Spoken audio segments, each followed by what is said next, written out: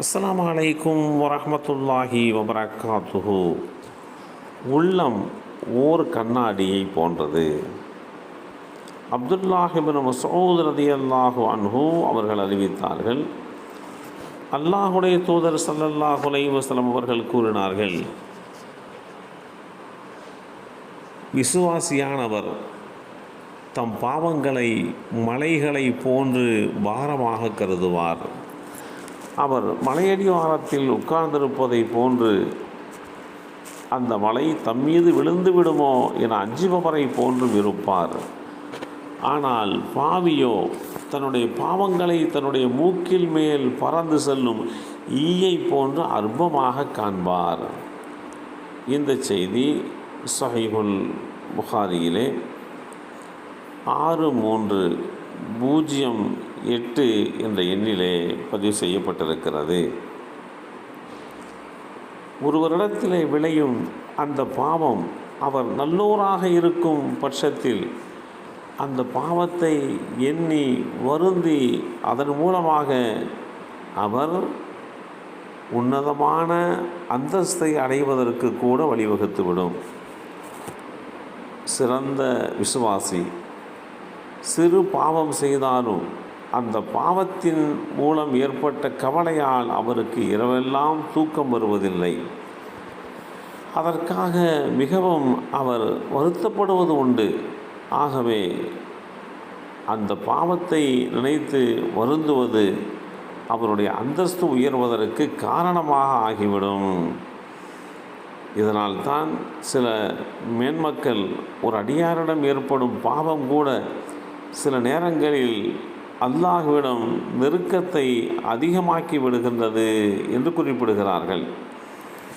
உலக மக்கள் அனைவருடைய அழுகையையும் ஒன்று சேர்த்தாலும் அல்லாஹுடைய தூதராக ஏற்றம் பெற்ற நபி தாவூத் அலைஹிஸ்ஸலாம் அவர்களுடைய அழுகைக்கு ஈடாகாது.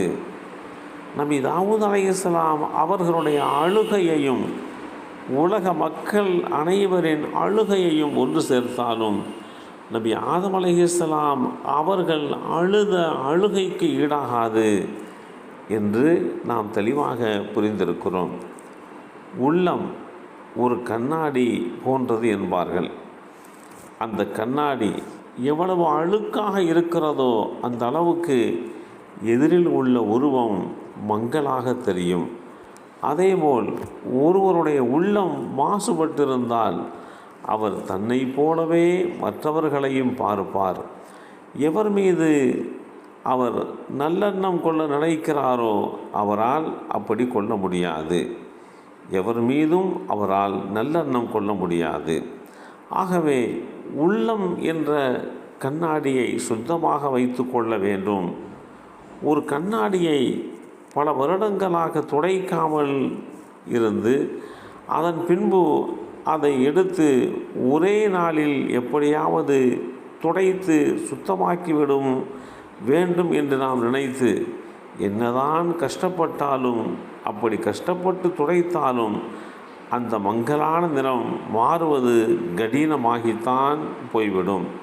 அதுபோல் படிப்படியாக நம்முடைய உள்ளத்தை பக்குவப்படுத்தாமல் அவசரகதியிலே பக்குவப்படுத்துவது மிகப்பெரிய சிரமங்களையும் பின் விளைவுகளையும் ஏற்படுத்தும் என்று இஸ்லாம் நமக்கு வழிகாட்டி தந்திருக்கிறது. இந்த அடிப்படையிலே நாம் ஒரு பாவம் செய்தோம் என்று சொன்னால் அது நமக்கு பாரமாக தோன்ற வேண்டும். அதுவே நாம் ஒரு நல்ல நிலையில் இருக்கிறோம் என்பதற்கு உண்டான அடையாளமாகும். இப்படிப்பட்ட அடையாளங்களை அல்லாஹ் ஏற்படுத்தி கொடுத்து நம்முடைய உள்ளத்தை கண்ணாடியை விட பரிசுத்தமானதாக ஆக்கி தந்தல் புரிவானாக. அஸ்ஸலாமு அலைக்கும் வரஹ்மத்துல்லாஹி வபரகாத்துஹு.